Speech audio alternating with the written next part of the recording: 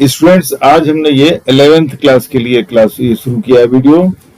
तो 11th class, चूंकि आपका अकाउंटेंसी स्टार्ट ही होता है 11th क्लास से, तो आज मैं बहुत ही बेसिक लूंगा जिससे आपको अकाउंटेंसी समझ में आए, और चैप्टर्स बाद में लगे। कुछ हम बेसिक फंडामेंटल्स आपको बताना चाहते हैं और उसके बाद ही हम कोई क्लास का या प्रॉपर चैप्टर स्टार्ट करेंगे। पहले आप समझिए कि बेसिक चीजें होती क्या है, अकाउंट्स पढ़ते ही क्यों है, क्यों इसको पढ़ाई की जाती है, क्यों ये आपको पढ़ाया जाता है। अकाउंटेंसी बेसिकली बिजनेस के प्रॉफिट एंड लॉस को कैलकुलेट करने का सब्जेक्ट है कि अगर कोई भी आदमी बिजनेस करता है तो किस तरह से वो अपने बिजनेस का सही तरीके से या करेक्ट प्रॉफिट या लॉस कैलकुलेट कर सकता है। और प्रॉफिट एंड लॉस सिर्फ कैलकुलेट करना ही इंपॉर्टेंस नहीं है, इंपॉर्टेंस है टाइमली कैलकुलेट करना। तो मान लीजिए कोई बिजनेस है और अगर आपसे कहा जाए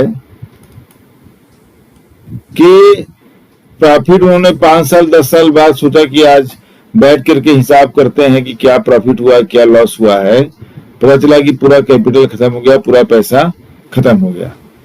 तो पहले तो बहुत ही जनरल में मैं आपको बता दूं कि टर्म्स क्या क्या यूज होते हैं। देखो, एसेट्स टर्म्स आपको आएगा। एसेट्स का मतलब होता है ऐसी चीजें जो बिजनेस को हेल्प करती हैं, बिजनेस के प्रॉफिट को इंक्रीज करती हैं, बिजनेस को चलाने में सहयोग करती हैं। अब इसमें दो तरह के एसेट हो जाएंगे, करेंट एसेट और non current asset. Non current assets, non current asset में क्या आएगा? Land, building, machinery, land, building, machinery, long term investment है वो भी आ जाएगा। ये मोटा मोटा कि लैंड, बिल्डिंग, मशीनरी है, फर्नीचर है, ये हमेशा या हर साल नहीं खरीदे जाते, ये खरीदे जाते हैं कुछ लॉन्ग पीरियड के लिए काम आते हैं। और करेंट एसेट का मतलब हुआ कि जिनका इस्तेमाल 1 साल के अंदर ही है, with in the 1 year, 1 accounting year, तो उनको कहते हैं करेंट एसेट। ले लीजिए जिसे स्टॉक या इन्वेंट्री भी कहते हैं। इन्वेंट्री है, कैश बैलेंस है, बैंक है, जिनको आपने उधार में बेचा है, डेटर्स, ये सब क्या जाएंगे करेंट एसेट में। और ये आते हैं नॉन करेंट एसेट में, फिक्स एसेट्स। इसी को क्या कहा जाता है? फिक्स एसेट भी कहा जाता है, हालांकि कुछ भी फिक्स लाइफ में नहीं है। They are called fix assets, better call it non current asset, क्योंकि ये लॉन्ग टर्म यूज के लिए बिजनेस में होते हैं। खत्म, फिक्स एसेट तो कुछ भी नहीं होगा, देखा जाए कभी न कभी तो कुछ सब कुछ खत्म ही हो जाना है। बिल्डिंग, लैंड को छोड़ करके, लैंड एक ऐसी चीज है जो हमेशा रहेगी। बाकी अगर बहुत कुछ नहीं होगा, जैसे कि ऐसा अर्थक्वेक आ जाए कि वहां फट के नदी बन जाए, वो अलग बात है एक्सेप्शनल केस में, लेकिन लैंड जो है आपका रहेगा। बिल्डिंग को भी एक न एक दिन गिरना है, डैमेज हो जाना है, अर्थक्वेक आ जाए तो आधी डैमेज हो जाएगी। मशीनरी है 10-15 साल के लिए चलती है, 10 साल 5 साल। बिल्डिंग है 50 साल 60 साल 100 साल चलेगी। तो इस तरह फर्नीचर है 4 साल 5 साल चल जाता है। तो इनको कहा जाता है नॉन करेंट एसेट्स।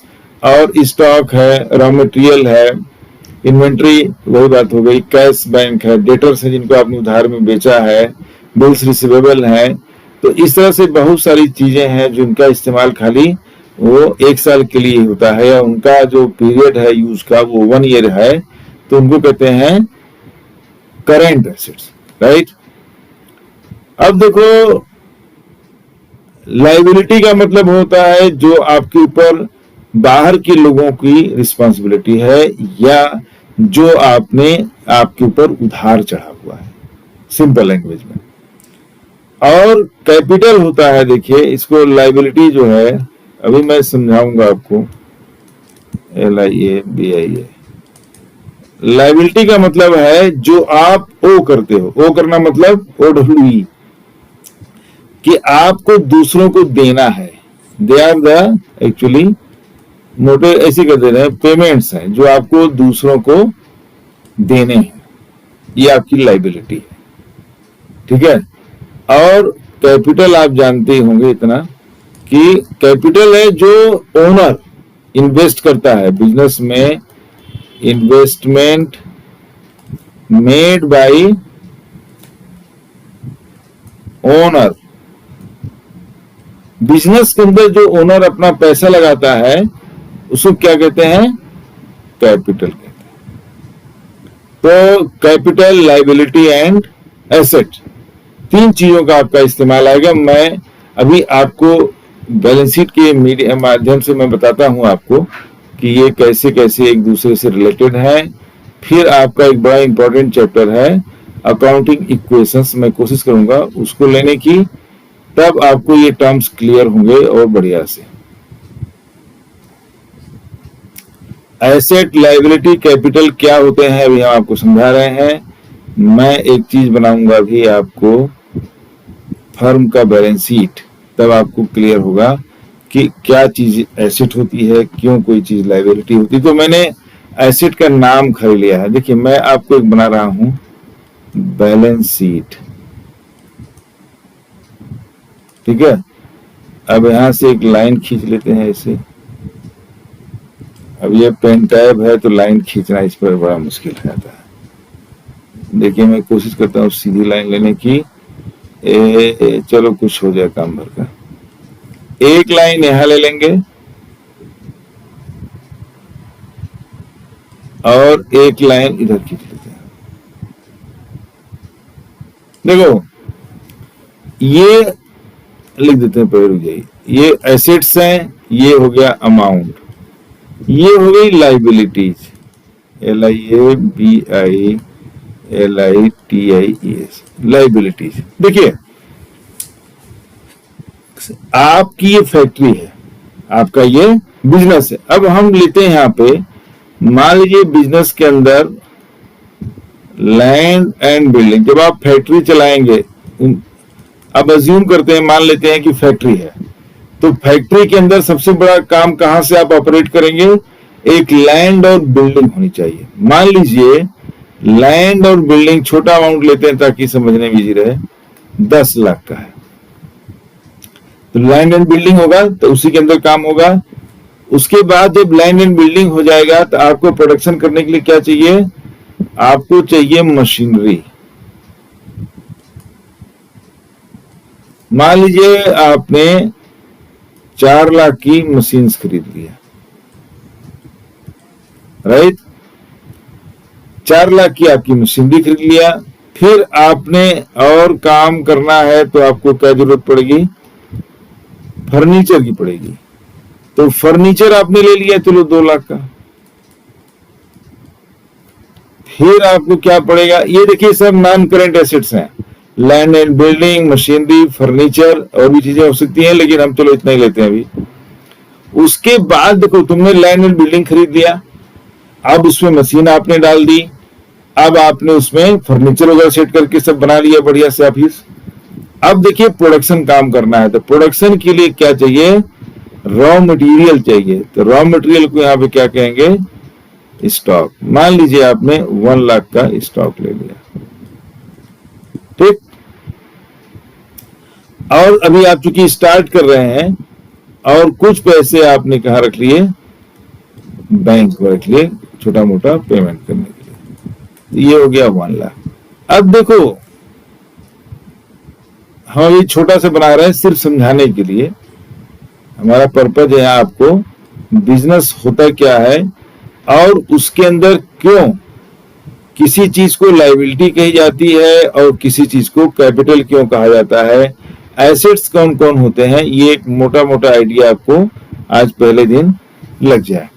तो किसी फैक्ट्री को लगाने के लिए आपको क्या क्या चाहिए, लैंड एंड बिल्डिंग 10 लाख की चाहिए, 4 लाख की मशीनरी चाहिए, 2 लाख का फर्नीचर आपने लगाया, आपने 1 लाख का स्टॉक इकट्ठा कर लिया और बैंक में भी लाख रुपया रख लिया छोटे मोटे पेमेंट्स के लिए। अब देखो इतनी चीजें आपके पास हुई है, तब आप प्रोडक्शन कर सकते हैं। अब प्रोडक्शन करेंगे तो जो सेल करेंगे प्रोडक्ट, उससे आपको प्रॉफिट आएगा। अब देखिए ये कितना इन्वेस्ट हुआ है पूरा फैक्ट्री लगाने में। हमने छोटे छोटे चीजें ली हैं, मोटी मोटी चीजें ली हैं जो बेसिक है। तो 10 लाख की आपकी लैंड बिल्डिंग है, 4 लाख का आपका मशीनरी है, 14 लाख हो गया, 2 लाख का फर्नीचर है, 16 लाख हो गया, 1 लाख स्टॉक हो गया, 17 लाख, 1 लाख बैंक में 18 लाख। तो 10 4 14, 2 16, 1 17, 1 18। ये देखिए टोटल 18 लाख रुपए का काम यहाँ पर दिख रहा है, 18 लैक्स। ये आपकी क्या है, फैक्ट्री है, ये आपका बिजनेस है। इसमें टोटल इन्वेस्टमेंट कितने का है, 18 लाख का है। टोटल इन्वेस्टमेंट कितने का है, 18 लाख का है।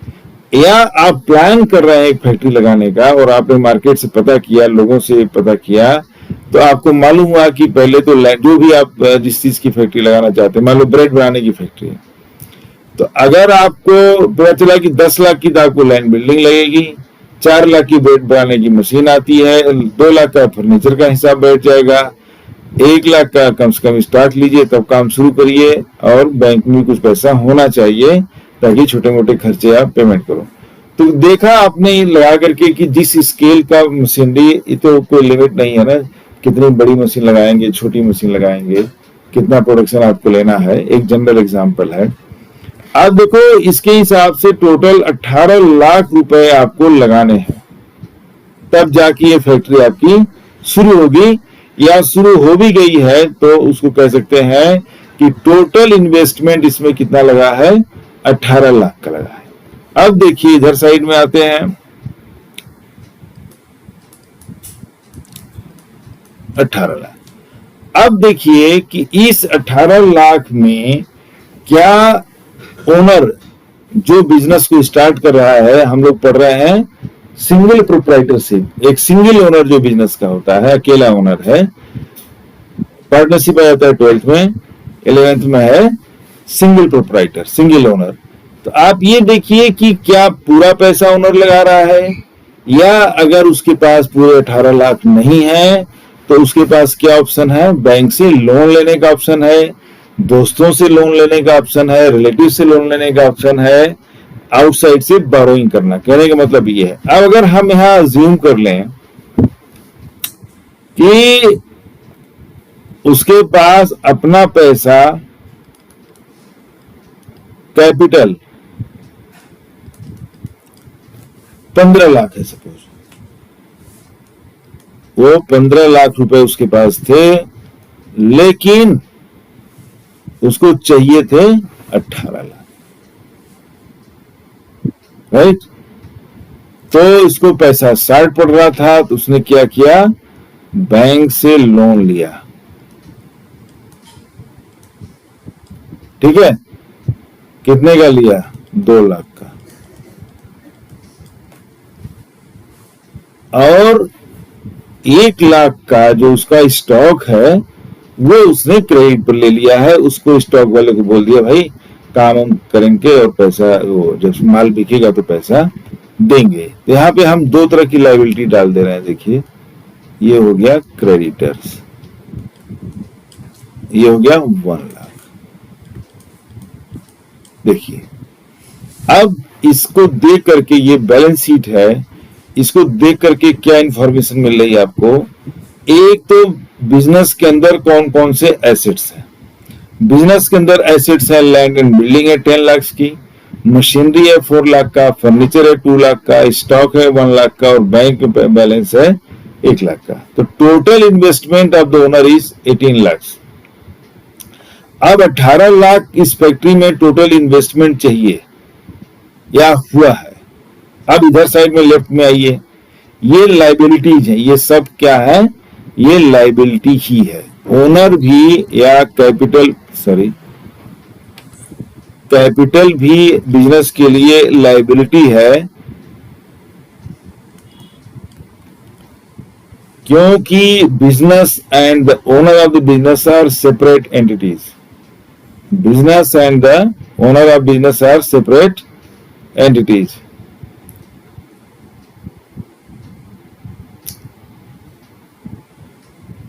तो आपको ये पता चल रहा है कि 18 लाख के इन्वेस्टमेंट पर जो बिजनेस के ओनर ने अपने पास से पैसा लगाया, ये 15 लाख, ये क्या हो गया, कैपिटल हो गया। और शार्ट हुआ तो उसने क्या किया, 2 लाख का बैंक से लोन लिया, ये भी लाइबिलिटी है। उसके अलावा उसने जो रॉ मटेरियल है, जो स्टॉक है, इन्वेंट्री है, वो उसने उधार लिया हुआ है, तो ये आ गया क्रेडिटर्स। तो जो बैंक लोन लिया है वो 2 लाख है आउटसाइड लाइबिलिटीज में, और जो उसने रॉ मटेरियल लिया है वो उधार में लिया क्योंकि पैसे उसके पास कम थे, नहीं थे, तो ये क्रेडिटर्स उसके ऊपर लाइबिलिटी है।